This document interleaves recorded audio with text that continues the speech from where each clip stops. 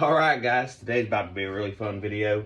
I got the Springfield Hellcat like I promised you guys, and I'm just going to go ahead and tell you a little bit about the firearm. I'm not going to try to bore y'all too much today, but I do want to go over some of the specs about this beautiful concealed carry firearm.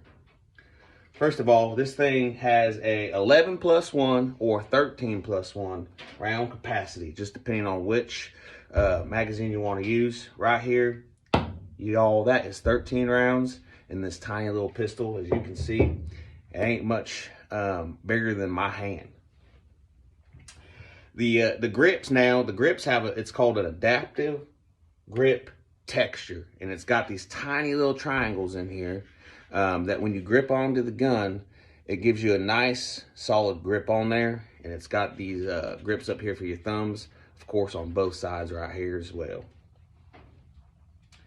The sights are high visibility sights, and to be honest with y'all, I really love these sights. It's got the U-notch in the back, and then a glow-in-the-dark tritium sight in the front, and it just makes it real easy for target pickup. Man, I can't do this. It's kind of backwards for me, so I'm having a hard time here, but I really like these sights, man. I'm gonna tell you that right now. It does come in an optics ready version. Up here, it has a plate, it's drilled and tapped, everything like that. You just take the plate off, and then you color yourself on a nice red dot. And man, it just makes it a really nice pistol. Now, unfortunately, I got this gun before the optics ready version came out, so I'm stuck with iron sights, which, don't get me wrong, it's perfectly fine with me. It has a 3-inch barrel. It's 1 inch wide. So that right there, like I said, y'all, this gun really isn't much bigger than my hand. And that is with, this is the extended magazine.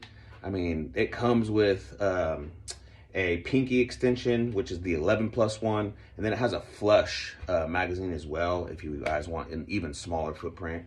I like the extended mag because it's really not that much bigger, and I can get my whole hand on it, and so that makes it a lot easier to handle the recoil. Because this gun is so small, it is pretty snappy. You have to hold on to it because it wants to, it wants to jump out of your hands a little bit. Maybe that's why they called it the Hellcat. Hell, I don't know. This gun weighs 18.3 ounces when it's empty. And I'm not no mathematician or nothing, so I can't tell you what it's going to weigh with 13 rounds and 9mm in it. The barrel is hammer forged.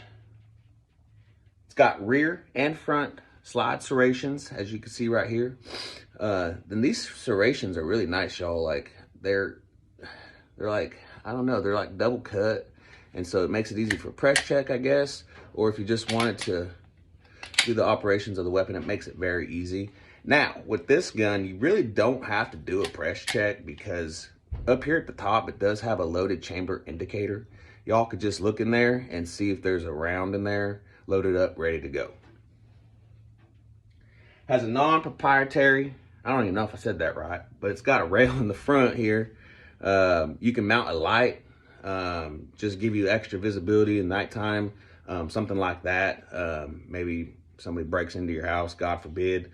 But you do have a spot there on the front for a light, just in case you guys need to see better like me. Has a Gen 2 trigger, and I really like that trigger. It's kind of like a flat face with a little kick out at there at the end. And then, of course, you have your trigger safety. This is the only safety on this gun. It has to be fully pressed in before you can pull the trigger. And I just want you guys to know this gun has been safety checked before this video was made. But I will show you guys real quick so you guys believe me. See, nothing in there. Do a visible check.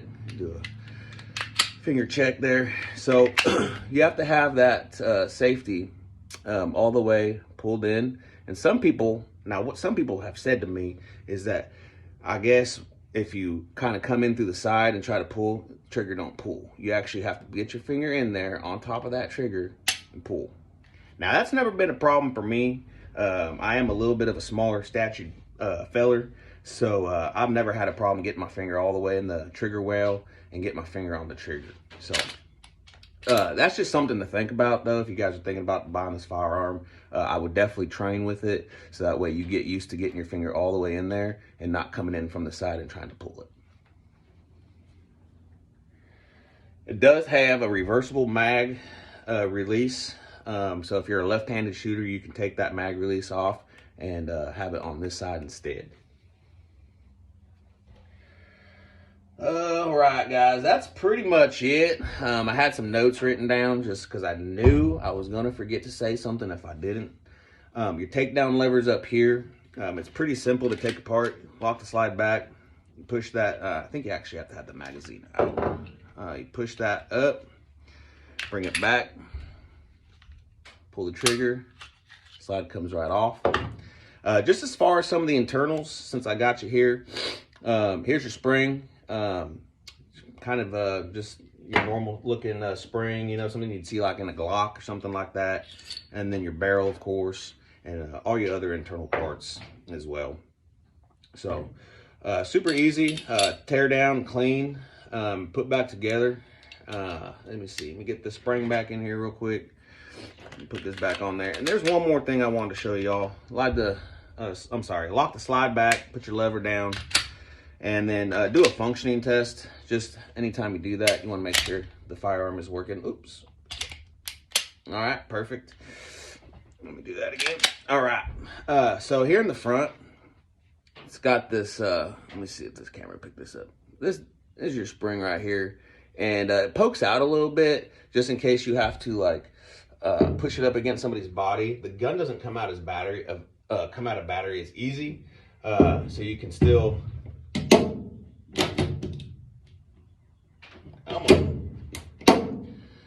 so that's a pretty cool feature about it. Anyways, I don't want to bore y'all too much. Let's go out and shoot this thing. All right, guys, it's time to do the shooting part of this video, which I'm really excited about. Unfortunately, it's raining like crazy. It's windier than heck outside. So I'm going to be shooting this video from inside this dungeon, if you will. The lighting sucks. It's horrible. I'm sorry, you guys. I am shooting out of a window, and I will be shooting into the woods in the back there, as you can see. And what I'll do is I'll just run a few rounds through just to show you guys kind of the reliability of it. And then I'll set some stuff out there to shoot, and we'll go from there. All right, guys, safety first. Got my eyes and my ears. And here's that Springfield Hellcat again. Let's chamber up around and see how she does. Let's get a good view of it right here. All right, guys.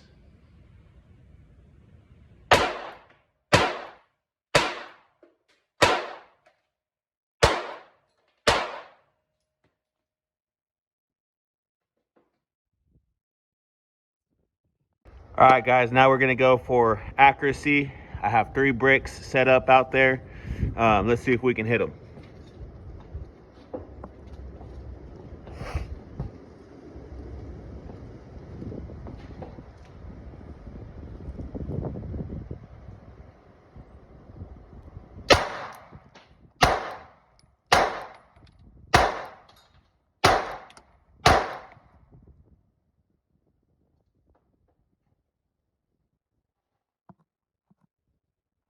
All right, guys, and for this last part of this video, I'm just gonna go ahead and do a mag dump for you guys so you guys can see that it don't jam up and it's very reliable. First, your ears, your eyes.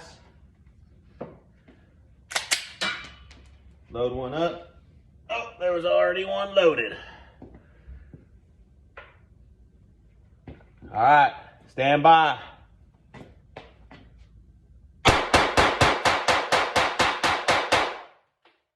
All right, as you guys can see, there was no jams. It was perfect.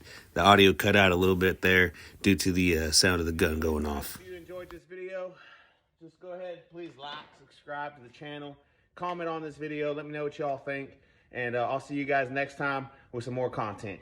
God bless you, and God bless America.